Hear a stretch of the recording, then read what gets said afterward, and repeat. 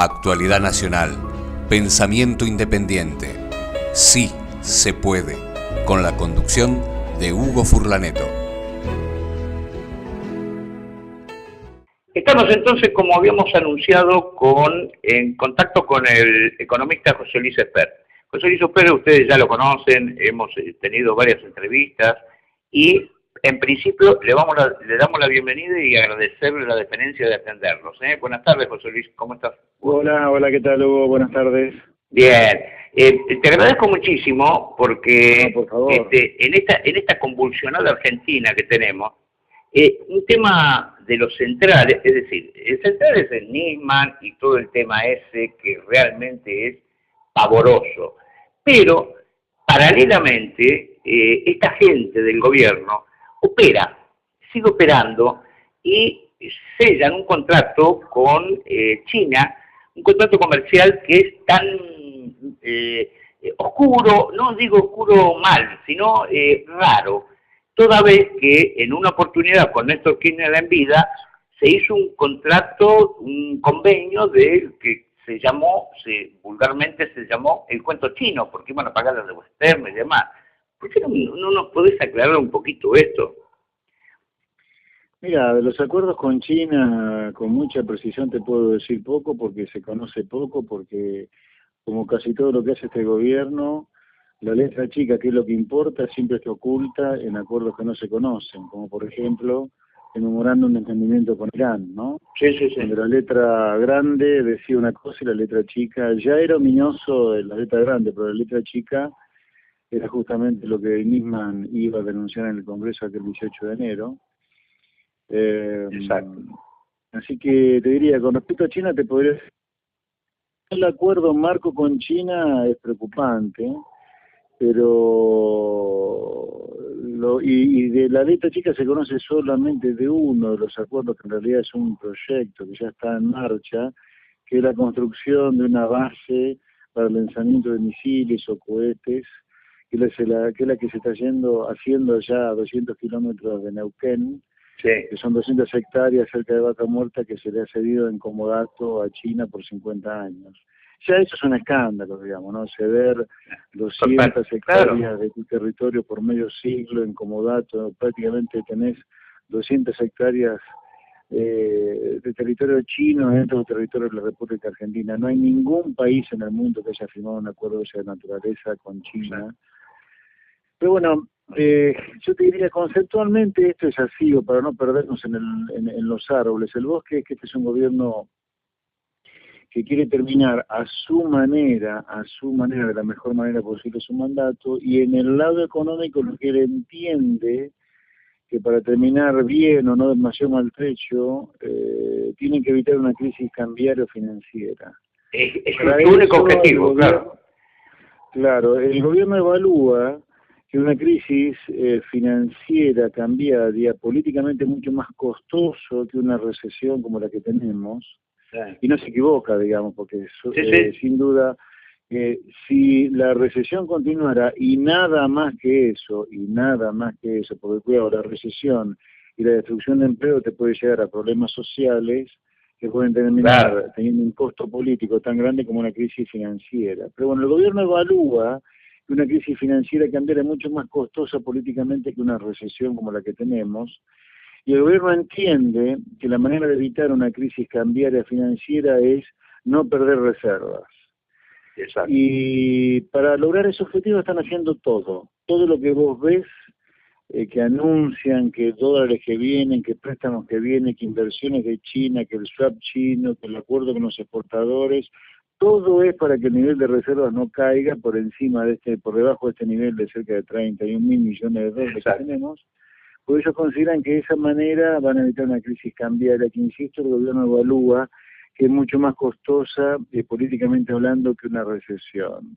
Entonces, lo que es grave en este sentido es que uno esté haciendo acuerdos, primero fuera del mundo que realmente nos pertenece, que es Occidente, con una potencia militar, en este caso por medio siglo, y por otros acuerdos que no sabemos el tiempo que tienen, que comprometen, digamos, la independencia de Argentina y los totalmente. Digamos, lo que luce Pasasesco Lo que luce Pasasesco es que Argentina ya se ha negado a acatar el fallo de la deuda de un juicio que fue a buscar, como el juez Griesa, con el eslogan Patria Buitres, y ahora estamos firmando un acuerdo mucho más oneroso seguramente que el cumplimiento de un juicio cuyo juez fuimos a buscar, que es con China, digamos, ¿no? Esto más allá de... Este es uno de los tantos arbolitos que hay en este bosque, pero el bosque es que vos tenés un gobierno con serios problemas de caja y con el objetivo de mantener el nivel de reservas en alrededor de 31 millones de dólares, y contra eso, como dijo Cristina, van por todo, ellos van por todo. Por lo tanto, acá el nivel de reservas objetivo de 30.000 millones de dólares vale cualquier zafarrancho que puedan hacer.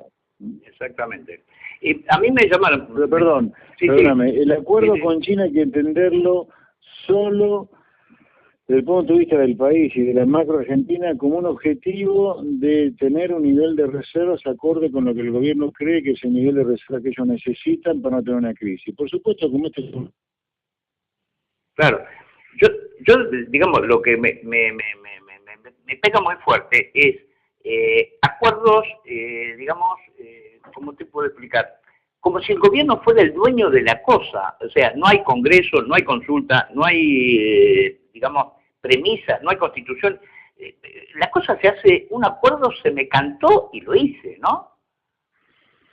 Bueno, ahí vos entras en un terreno diferente al anterior, pero igualmente grave e importante del país, que es lo institucional. Es bueno recordar que este acuerdo con China solo tiene media sanción del Senado, que no tiene todavía el acuerdo de diputados, y este gobierno ya se ha lanzado no solo a firmar el acuerdo marco, sino que además ya están firmando los acuerdos, y según lo que ha trascendido en este viaje, cerca de 20 acuerdos, digamos, ¿no? Acuerdos que, insisto, se están firmando sin tener aprobación del Congreso porque falta la media sanción de diputados, ¿no? Es gravísimo. O sea, es grave que el gobierno argentino esté firmando esos acuerdos sin tener acuerdo del Congreso. Seguramente los chinos lo habrán sabido cobrar de una manera extravagante, no lo sabemos, porque no se conocen los acuerdos. Es escandaloso que el gobierno esté firmando esos acuerdos sin tener acuerdo del Congreso todavía, porque por algo no se dan a conocer los detalles de los acuerdos. Seguramente ahí entenderemos el día que se conozcan el por qué se firmaron sin tener acuerdo del Congreso. Digamos, acá seguramente el costo económico financiero que Argentina está pagando por estar sellando estos acuerdos sin acuerdo del Congreso, porque obviamente frente al riesgo de que el Congreso no lo apruebe, vos como potencial acreedor de Argentina, siendo China, te cubrís, obviamente, poniendo costos o condiciones financieras extravagantes, digamos. Así que yo no dudaría que esto es muy oneroso para el país, seguramente. ¿No? Totalmente. Hay un tema que escuché en una nota periodística respecto de los trenes de Randazzo, ¿no? O sea, como él le dice, las formaciones, ¿no? Le gusta decir a Randazzo, que compran por 1.500 millones de dólares. Y entonces decía, primero se decía, bueno, no hay licitación porque financia, pero resulta que esos 1.500 millones se pagaron al contado. Sí, no conozco en detalle la operación para pero no hubo concurso, no hubo licitación, es decir, esto está en el marco de las negociaciones de los chinos.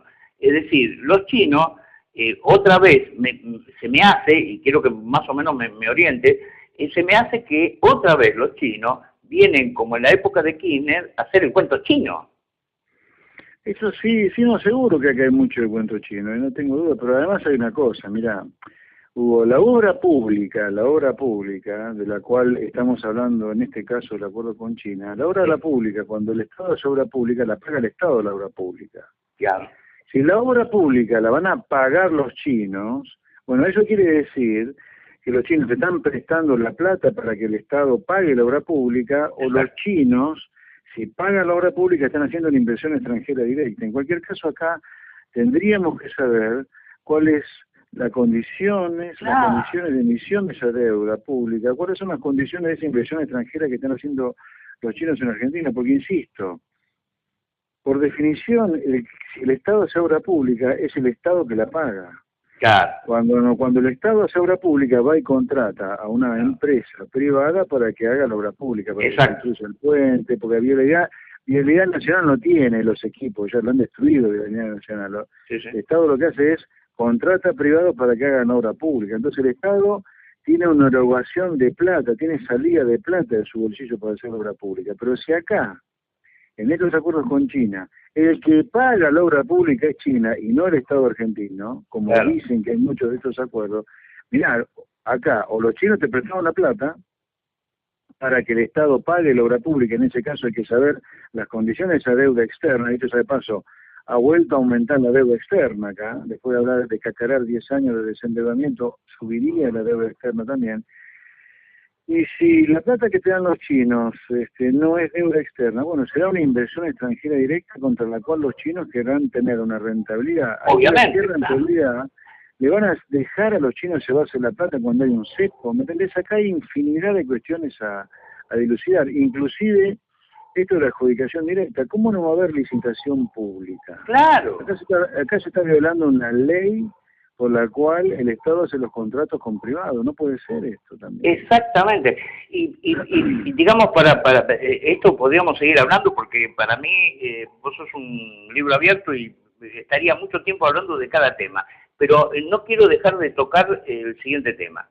En mi programa, en otras entrevistas, vos hablaste antes de la resolución de la Corte de Estados Unidos respecto de los fondos WIT, la denuncia y demás, vos dijiste, van a condenar a que pague el 100%. Yo lo dije y te aseguro que acá en el ámbito de Mar del Plata me decían, pero dejate de joder, ¿cómo vamos a pagar el 100%? En la resolución de la Corte que ratifica la Cámara de Nueva York, ratificó tus anuncios. O sea, había que pagar el 100% por un análisis que vos me hiciste que era muy racional, o sea, muy lógico lo que vos planteabas. Ahora bien, seguimos con esta dicotomía de los fondos buitres y pasó que hay que llegar a la cláusula Rufo, que en enero, que la cláusula Rufo. ¿En qué estado estamos, José Luis? Bueno, luego de la saga si había que pagar o no el 100%, apareció la cláusula Rufo, digamos, como argumento para no acatar la sentencia. Exacto. El argumento de la cláusula Rufo muere el 31 de diciembre de 2014 y todavía seguimos en default. Y el gobierno dice que lo único que le va a ofrecer a los que ganaron este juicio es lo mismo que los que aceptaron los canjes de deuda, o sea, quitas, cuando el fallo de la Corte, tal cual yo te lo había comentado en su momento, dice que Argentina le tiene que pagar el 100% de los que ganaron este juicio. Exacto. Entonces, la segunda cosa que queda acá, lo que yo también la dije y también te lo habré dicho a vos, es que la cláusula Rufo siempre fue mentira, nunca fue un argumento para no pagar la cláusula Rufo, porque antes del 31 de diciembre, si vos pagabas 100%, la cláusula Rufo no se disparaba, porque el pago era no voluntario. La cláusula Rufo solo se dispara si hubiera sido voluntario, y acatar una sentencia es un pago no voluntario, o sea que antes del 31 de diciembre de 2014 no se disparaba la cláusula Rufo, se acataba la sentencia, y una vez pasado el 31 de diciembre de 2014, la cláusula Rufo ya cayó, por lo tanto vos podrías haber acatado la sentencia pagando el 100% sin ningún tipo de inconveniente. Sin embargo, el gobierno ha dicho desde el 1 de enero de 2015 que lo único que se le va a ofrecer a los que ganaron este juicio es igual que los que aceptaron los canjes. Ergo con quita, ergo Argentina en principio va a seguir en default, si sigue insistiendo en que cobren con quita los que ganaron este juicio, porque el fallo dice que hay que pagar 100%. Vos con el fallo podés decidir lo que decidiste hoy, que es no acatarlo y estar en desacato con el juez Griesa, o podés decidir acatarlo, pero vos no podés negociar nada, o pagás 100% o estás en desacato, que es lo que ha decidido el gobierno. Exacto. Bueno, ahora en principio, digamos, Argentina va a seguir en default. Si sigue proponiendo pagarle a los que ganaron este juicio, los que aceptaron los canjes, vamos a seguir en default, digamos, ¿no? Lo que le usa es ridículo y repito, es aquel famoso eslogan, patrio buitre, cuando vos le estás entregando a los chinos por 50 años en comodato 200 hectáreas en Vaca Muerta. Exactamente. Rusia es ridículo.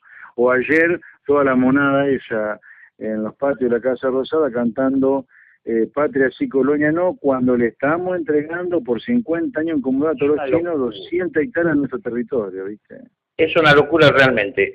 Y José Luis, antes que se me termine el tiempo, te voy a hacer la última de las últimas. En una oportunidad, en una entrevista que yo te hice, vos contaste que, con buen criterio también, que me desasnaste y yo aprendí, el tema de la confiscación de acciones de YPF, en ese momento, vos me dijiste, Repsol está en una escala, en el, qué sé yo, en el lugar 10 de las empresas que pueden sacar petróleo y que tienen la tecnología y el capital para hacer ciertas extracciones y ciertas inversiones. Y Chevron es una de las primeras. Imagínate el beneficio que va a firmar Chevron para hacer un contrato y lo que teníamos con Repsol. Quiere decir, nos metimos en la casita del malo. Más o menos interpreté eso, ¿está bien? Sí, mira, digamos, yo diría, si no tenés mundo, por lo menos podés adquirir el mundo que te falta navegando por internet. O sea, Claro. es un sustituto imperfecto, pero vos no podés no tener mundo, ya sea mundo verdadero porque lo recorriste, lo viviste, o mundo virtual porque lo navegaste. Pero vos si sos un cavernícola como los Kirchner, que lo único que se han dedicado es vivir encerrado durante casi toda su vida en el Emirato de Santa Cruz, apretando a trochimochi para hacer negocios, obviamente que sos, como ya te lo dije, un cavernícola, y no vas a entender cómo funciona el mundo. En el mundo moderno, en el mundo civilizado, los contratos se cumplen. Claro. Y si vos los cumplís, y pagas costos altísimos por no cumplirlo, como tiene que ser, digamos. Los contratos, si vos firmas algo, lo cumplís. Claro. Entonces, el haberte mantenido con la participación de Repsol España, expropiada, perdón, confiscada en lugar de expropiar, y haber tardado 2 años en pagar la indemnización por la expropiación, y mantenerte en default con la deuda externa, te deja fuera del planeta. Ergo, todo lo que firmes. ¿Sabes por qué? Yo creo que no pueden mostrar los contratos que han firmado con Chevron, y tampoco va a pasar con China, porque no pueden mostrar lo impresentable que son esos contratos debido a lo onerosos que son con el país. Y son onerosísimos, simplemente porque esta gente ha dejado el país fuera del planeta Tierra. Claro. Pero como se dieron cuenta que dejarlo fuera del planeta Tierra del país lo puede inyectar a ellos el sillón de Rivadavia, han agachado la cabeza en el caso del petróleo, han agachado la cabeza con el tema de los dólares, y se han ido a meter con Chevron, con contratos que seguro son enormísimos, y con China que ni hablar son. Mirá, solo con ver lo que han hecho con estas 200 hectáreas en la zona de Vaca Muerta, entregándoselas en comodato. Acá hay 200 hectáreas cerca de Vaca Muerta que son territorio chino por 50 años. ¡Qué barbaridad! Eso es una muestra, eso es un buen botón de muestra de lo que deben ser los contratos que no conocemos la letra ni chica ni grande de lo firmado con los chinos, digamos. Por eso digo, acá hay un punto conceptual. Vos si firmás contrato, no importa si es Menem, De la Rúa, Néstor Kirchner. El país Argentina firma contratos con el mundo, no importa quién gobierna, y vos tenés que cumplirlos. Y si no los podés cumplir, tenés que renegociarlo de manera civilizada. Totalmente. No de esta manera de cavernícola que hiciste esta gente, que son un conjunto de analfabetos y delincuentes. Eso es lo que hay asesinos también, los que gobiernan, ¿no? Exactamente.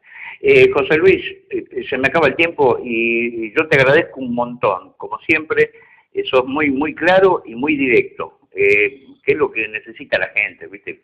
Decir las cosas por su nombre. Te agradezco un montón, te mando un abrazo y te comprometo para volver a llamarte. ¿Está bien? Un placer. Hasta cualquier momento, Hugo. Chao. Hasta cualquier momento, un abrazo. Allá.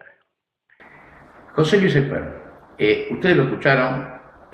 José Luis Esper, ya tuvimos otros momentos del comentario y demás, de que nos esclareció un montón de cosas, pero ¿cómo cuesta ser directo como José Luis Esper? ¿Por qué cuesta tanto? José Luis Esper son cavernícolas, no saben nada, no se invocaron, hicieron esto, hicieron lo otro, nos hipotecaron por 50 años, 200... Pero, ¿de qué estamos hablando? ¿Por qué no hablan? Oposición, ¿qué es lo que pasa? ¿Por qué no dicen esto? ¿Por qué los medios no entrevistan a José Luis Esper? ¿Qué es lo que pasa?